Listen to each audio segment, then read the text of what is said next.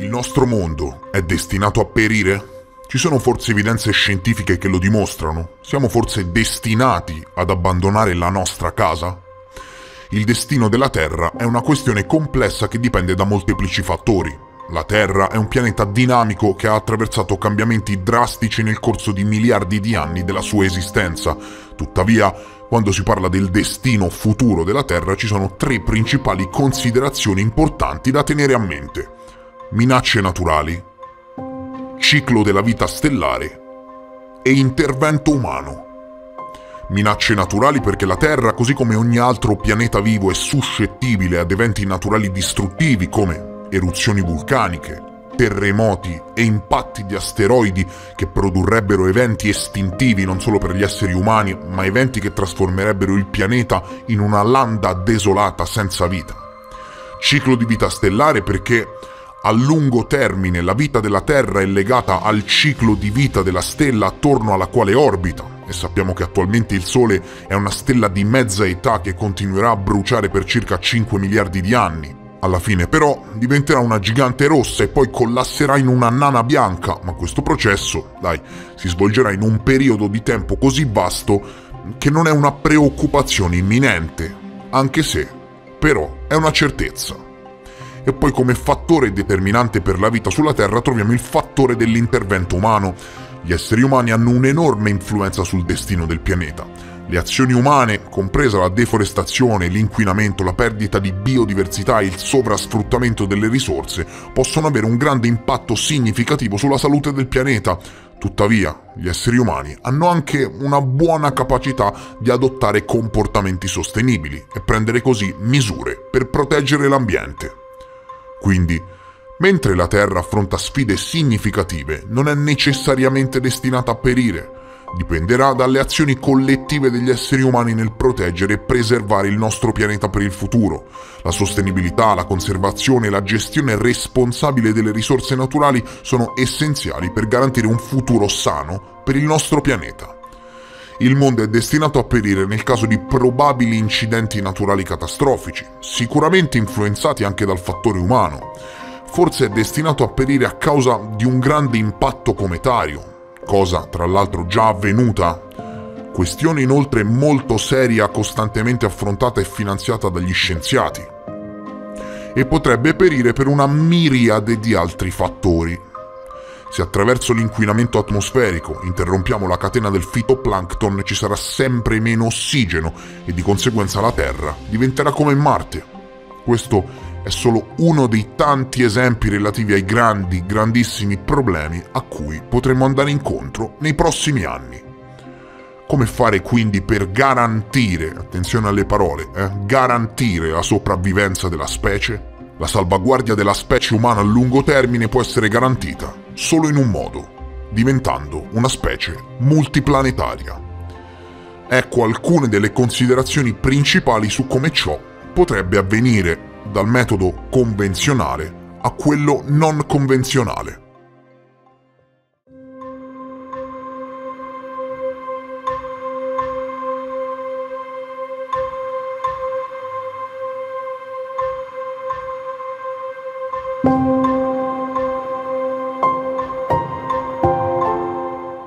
Il primo passo cruciale è sviluppare la capacità di esplorare e colonizzare altri pianeti. È possibile, non è possibile, non ci interessa. Ok, se dovessimo condurre uno studio di fattibilità, la scaletta sarebbe questa.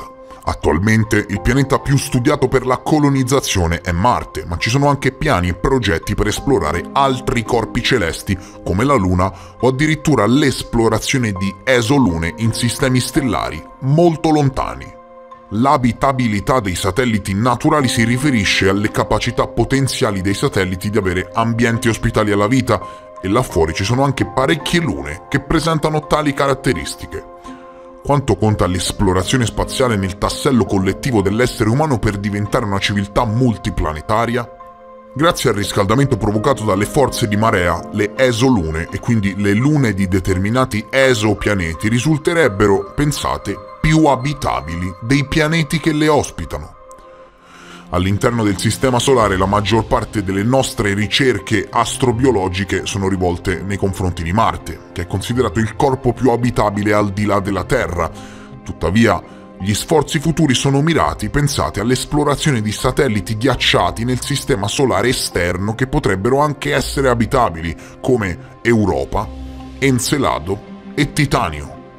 Questa dicotomia tra pianeti terrestri rocciosi che orbitano all'interno delle zone abitabili e le lune ghiacciate che orbitano più lontano dalle loro stelle madri potrebbe portare l'attenzione della ricerca della vita su di un altro livello.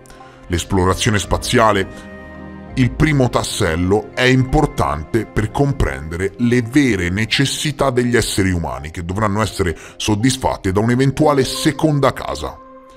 Inizialmente sarebbe possibile affidarci alla tecnologia, ma così facendo dovrai garantire voli cargo di rifornimento ogni tot per garantire il sostentamento di un'eventuale base di ricerca su altri pianeti o su altre lune.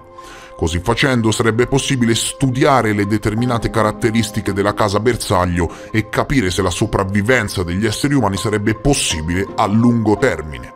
Potresti studiare per anni risorse aliene e capire come sfruttarle. Non c'è bisogno di arrivare lontano, basta esplorare il Sistema Solare, studiare alcune lune promettenti, Europa, Encelado e Titanio, e capire come e in che modo sfruttare le loro risorse per garantire la sopravvivenza della specie.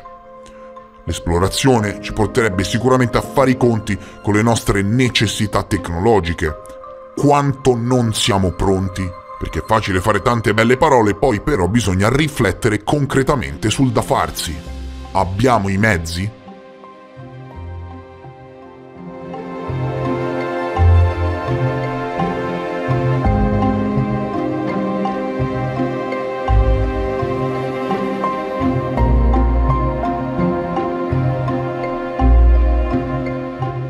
La colonizzazione di altri pianeti richiederebbe una tecnologia spaziale avanzata per trasportare equipaggi e risorse su lunghe distanze e per fornire supporto vitale su pianeti che possono avere condizioni molto diverse dalla Terra. Questa tecnologia dovrebbe anche affrontare problemi come la protezione dai raggi cosmici e la produzione di risorse vitali come acqua, cibo ed energia. Siamo davvero pronti ad un passo del genere? La propulsione spaziale è difatti ancora agli inizi, ma il posto in cui dobbiamo guardare è sicuramente l'ambiente classificato e super avanzato dei progetti segreti militari che sviluppano tecnologie letteralmente fuori dal tempo. Sappiamo che sono già stati condotti dei test per quanto riguarda propulsori spaziali al plasma. Sappiamo per certo da documenti ufficiali che il governo americano ha commissionato degli studi nell'ambito di alcuni programmi classificati che si rifanno allo studio degli warp drive, l'utilizzo di antimateria, propulsioni avveniristiche e altre questioni dirompenti. Mi chiedo, davvero non abbiamo la capacità o forse queste capacità sono ancora in fase di test? Sappiamo che la NASA sta studiando l'utilizzo di razzi cinetici, bolle di curvatura e progetti classificati. Sappiamo che determinate aziende di tecnologie avanzate stanno studiando l'utilizzo di alcuni batteri per la produzione del carburante. Stanno letteralmente inventando nuovi principi correlati alla propulsione come la propulsione elettroaerodinamica. Da questo documento ufficiale della Defense Intelligence Agency, che ha commissionato degli studi avanzati a determinati appaltatori del governo, sappiamo che hanno investito risorse nell'esplorare la possibilità di aprire degli wormhole attraversabili che permetterebbero letteralmente di attraversare lo spazio-tempo da un punto A ad un punto B secondo un passaggio di ordine superiore. Progetto che fa parte di tutto un più ampio studio commissionato dalla DIA e che punta ad ottenere sufficienti conoscenze scientifiche per quanto riguarda energia negativa ed eventuali nuovi metodi di propulsione che permettono i viaggi interstellari. Ma non stiamo forse sbagliando approccio? Esiste un metodo molto valido in grado di accorciare i tempi. Noi vogliamo portare l'essere umano su altri pianeti, giusto? La più grande sfida scientifica della storia umana. Ecco, chi ha detto che ciò debba avvenire in maniera diretta, trasportando e facendo traslocare l'attuale popolazione umana del pianeta Terra direttamente su altri mondi? Quanto sarebbe difficile poi l'adattamento? Anche l'adattamento non è un problema da sottovalutare, voglio dire, stacci te degli anni chiuso in una scatoletta di ferro e vetro senza mai vedere la luce del sole su Marte, no? Ecco, sappiamo che comunque adottando un'esistenza sostenibile qui sulla Terra abbiamo ancora parecchio tempo a disposizione, no? Non è che il mondo finisce dall'oggi al domani. E quindi? E se dovessimo puntare tutto sull'intelligenza artificiale?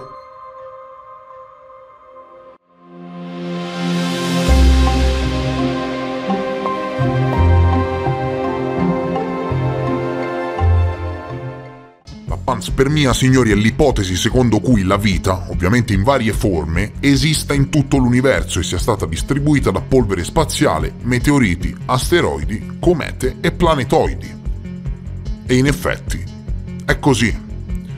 L'abiogenesi, signori, è il processo naturale mediante il quale la vita è sorta da materia non vivente, come semplici composti organici, e si è poi trasformata in qualcosa di più complesso, ok? Seguimi, L'ipotesi scientifica prevalente è che il passaggio dall'essere non vivente a quello vivente non sia stato un singolo evento, ma un processo evolutivo molto lento di crescente complessità che ha comportato la formazione di un pianeta abitabile. La sintesi di molecole organiche, l'autoreplicazione molecolare, l'assemblaggio, l'autocatalisi e così via. Sappiamo che la vita si è sviluppata esattamente così da composti che sono arrivati qui sulla Terra, probabilmente da alcuni corpi celesti. La vita sulla Terra potrebbe essere letteralmente piovuta dal cielo, e non lo dico io, ma la scienza. Nei meteoriti, infatti, sono stati trovati tutti, e dico tutti, gli elementi chimici che compongono il DNA e l'RNA, ossia, se te lo stai chiedendo, le molecole che caratterizzano gli esseri viventi. Lo studio, pubblicato su Nature Communication ad aprile 2022, arriva da un gruppo di università giapponesi in collaborazione con la NASA che hanno analizzato 3 meteoriti. Il meteorite Murchison, caduto in Australia nel 69, il meteorite Murray, caduto negli Stati Uniti nel 1950 e infine quello del lago Tagish, in Canada, arrivato sulla Terra nel 2000. Le molecole trovate in tutti e 3 gli esemplari si chiamano pirimidine e rappresentano uno dei mattoni che compongono il DNA. Questa è forse una delle scoperte del secolo di cui in Italia neanche si è parlato. E mi chiedo, se semplici composti organici casualmente, caduti dal cielo, hanno dato via al meccanismo che ha portato alla creazione della vita, cosa succederebbe se noi attuassimo una panspermia controllata e riflettuta nei confronti di un pianeta bersaglio abitabile o di centinaia di pianeti bersaglio abitabili?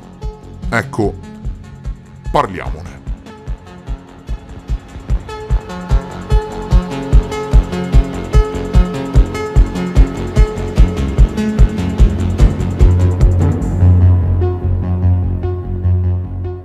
Una volta capito come raggiungere determinati esopianeti abitabili con tecnologie che probabilmente abbiamo già, attenzione, dobbiamo puntare tutto sulla creazione di intelligenze artificiali abbastanza evolute che siano in grado di fare da genitori ad una neonata specie umana. No, non sono uscito pazzo, seguimi. Le macchine non sono sottoposte ai limiti temporali, non accusano radiazioni, non invecchiano e si comportano esattamente come le hai programmate. Non hanno bisogno di adattarsi perché non hanno sentimenti e possono ricevere letteralmente tutte le conoscenze della razza umana. Un'intelligenza artificiale che viene mandata su di un pianeta X potrebbe essere sia ingegnere, perché gli sono state trasmesse tutte le capacità ingegneristiche della storia umana, sia medico-chirurgo, che scienziato ricercatore di alto profilo, che programmatore informatico, e potrebbe letteralmente dare vita ad un nuovo mondo. Non si stanca, non ha bisogno di cibo, né di risorse, né di acqua, e sarebbe in grado di trasmettere tutte le conoscenze della razza umana ad una nuova specie neonata che verrà fecondata artificialmente una volta giunti sul pianeta di destinazione dalle macchine e una volta stabilito che il pianeta di destinazione può ospitare le caratteristiche sperate. Ci mette 200.000 anni ad arrivare? Non c'è problema, perché l'intelligenza artificiale non invecchia e i cuccioli d'uomo verranno creati artificialmente una volta arrivati sul pianeta con capsule in vitro. Sviluppati neonati verranno tolti dalle incubatrici, le risorse che ti servono le estrai dal pianeta di destinazione, utilizzi delle mega stampanti 3D super evolute che risolvono ogni tuo problema e il gioco è fatto. Questa panspermia controllata garantirebbe la salvaguardia della specie.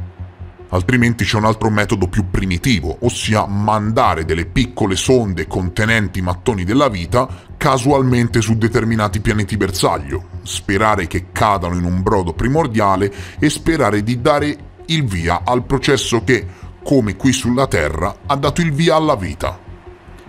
Ci sono ancora molti problemi, ok? Ma molti problemi. Il primo è correlato ad un'intelligenza artificiale così evoluta. Ma mi chiedo io, no? Se tutto il mondo puntasse in questo senso con risorse e finanziamenti, quanto potranno mai metterci a creare delle macchine del genere? 200? 500 anni? Forse è anche troppo. Ecco, è davvero fantascienza la mia teoria delle intelligenze artificiali che portano gli embrioni umani su altri pianeti? E visto che abbiamo la prova scientifica che la vita è caduta dal cielo, è davvero fantascienza l'ipotesi di una panspermia controllata che porti i mattoni del DNA umano con delle piccole sonde o vele fotoniche su altre lune o pianeti abitabili? Abbiamo addirittura l'ESI, che sta per Earth Similarity Index, che viene costantemente aggiornato e che ci identifica tutti gli esopianeti più simili alla Terra mai scoperti. Voglio dire, siamo davvero ad un punto strabiliante nella ricerca di esopianeti, siamo addirittura in grado di analizzare lo spettro della luce alla ricerca di biofirme visibili della presenza di vita su altri pianeti, con il James Webb Telescope ancora di più, la nostra capacità nella ricerca di galassie ed esopianeti abitabili è nettamente migliorata, il panorama attuale, il contesto quindi di una teoria simile è davvero impossibile. Non serve portare la razza umana su altri pianeti. Non riuscirebbe mai ad adattarsi. La Terra è troppo perfetta. Andiamo, non siamo destinati arbitrariamente a lasciare il pianeta. Quanto pensi di resistere chiuso in una scatoletta su qualche altro pianeta? Inoltre, non riusciresti, volendo arrivare su di un pianeta abitabile dove puoi respirare, non riusciresti a superare il viaggio. Ma invece, signori, Jimmy il neonato su T-Garden B, che può respirare ossigeno su di un pianeta al 99,9% identico alla Terra, che è praticamente nato in cattività e che conosce solo quello, non avrà mai nostalgia della Terra perché la Terra non la conosce.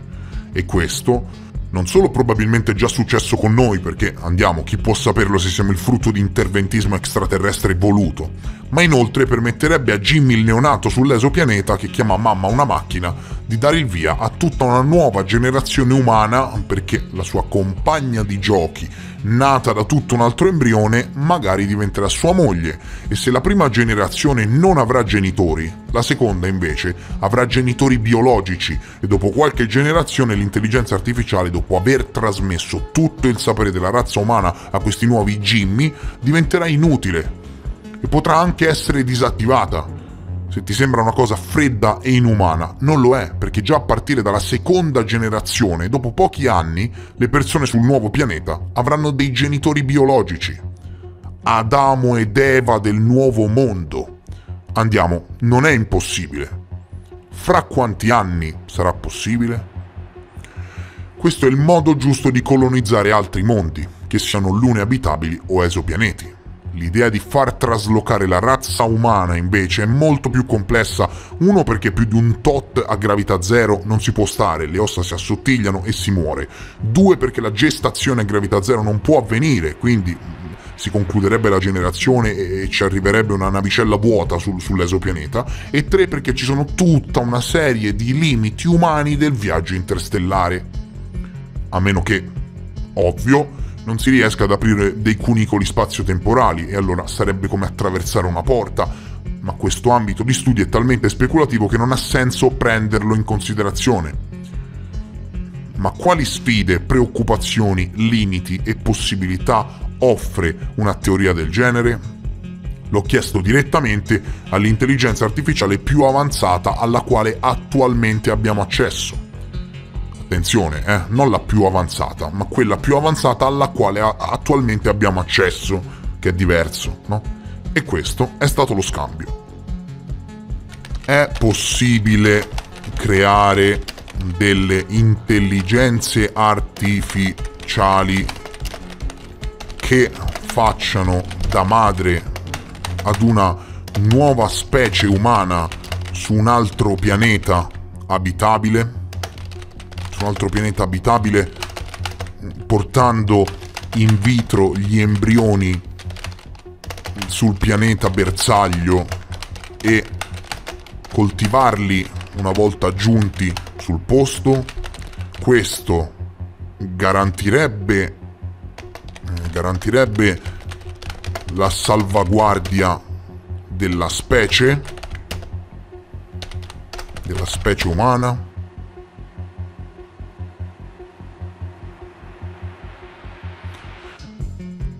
La creazione mi risponde. La creazione di intelligenze artificiali per agire come madri per una nuova specie umana su un altro pianeta abitabile è un concept molto interessante, ma complesso, che coinvolge diverse sfide tecniche, etiche e scientifiche. Consideriamo alcune delle principali sfaccettature di questa idea. Viaggio interstellare. Prima di tutto, è necessario sviluppare tecnologie avanzate per il viaggio interstellare in modo da poter trasportare gli embrioni umani o le risorse necessarie su un altro pianeta abitabile. Al momento, dice ChatGPT, non disponiamo di tali tecnologie e il viaggio verso altri sistemi stellari è al di là delle nostre capacità attuali. Tecnologia di incubazione. Le intelligenze artificiali dovrebbero essere in grado di incubare e coltivare embrioni umani dall'inizio alla fine, e questo, scrive ChatGPT, richiederebbe una comprensione profonda della biologia umana, della crescita fetale e delle condizioni ambientali sul pianeta di destinazione. Sostenibilità a lungo termine. Una volta che i neonati umani crescono, è necessario garantire la loro sopravvivenza a lungo termine sul nuovo pianeta. Questo include la creazione di un ecosistema sostenibile, la gestione delle risorse e la protezione dalle minacce ambientali.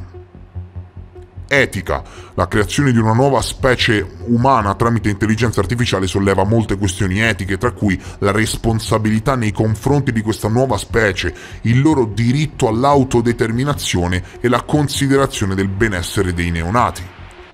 Regolamentazione. La creazione di un'intelligenza artificiale di questo tipo richiederebbe una regolamentazione rigorosa per garantire che venga gestita in modo etico e sicuro. In generale, l'idea di utilizzare intelligenze artificiali per garantire la sopravvivenza della specie umana su un altro pianeta è al momento una speculazione scientifica e fantascientifica. Al momento ci stiamo concentrando sulla ricerca di pianeti abitabili, ma la colonizzazione di tali pianeti è ancora una sfida considerevole. Prima di considerare l'idea di creare intelligenze artificiali per queste finalità, dovremo affrontare molte altre sfide scientifiche e tecnologiche.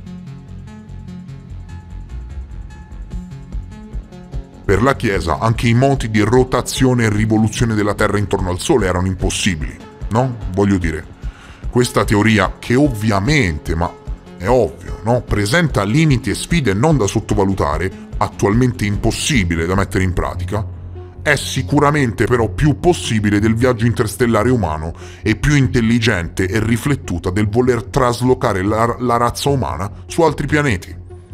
Voglio dire, sei consapevole che esistono pianeti più abitabili della Terra, vero? Sì, hai capito bene. Abbiamo scoperto pianeti più abitabili del nostro. Mi chiedo, e se riuscissimo a colonizzarli, direttamente o indirettamente che sia, non pensi che l'esistenza della razza umana prenderebbe un'altra piega? Ti faccio una domanda, poi sarai tu che, spero, con una mente aperta, risponderai nei commenti. E se qualcuno nel corso della storia dell'universo ci ha già pensato a questa cosa e l'ha già messa in pratica? E se la panspermia, di cui sappiamo per certo essere il frutto, visto che abbiamo trovato i mattoni della vita in alcuni meteoriti sulla Terra, non è stata una casualità, ma un evento voluto e fatto accadere da qualcuno? Perché, alla fine, che ne sai se un tot di miliardi di anni fa quelli che hanno portato i mattoni della vita qui non erano meteoriti ma piccole sonde artificiali, non puoi saperlo, no? E se noi in futuro fossimo in grado di fare la stessa cosa? Figo, non trovi? Io spero di averti trasformato il lobo frontale in un budino. Se è così, mi raccomando, lascia un like al video e supportami. Supporta l'informazione indipendente in Italia.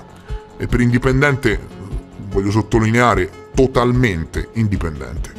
Soprattutto fammi sapere che cosa ne pensi in un commento. Io vi voglio bene, vi ringrazio per essere stati con me e vi rimando come sempre al prossimo episodio. Adieu!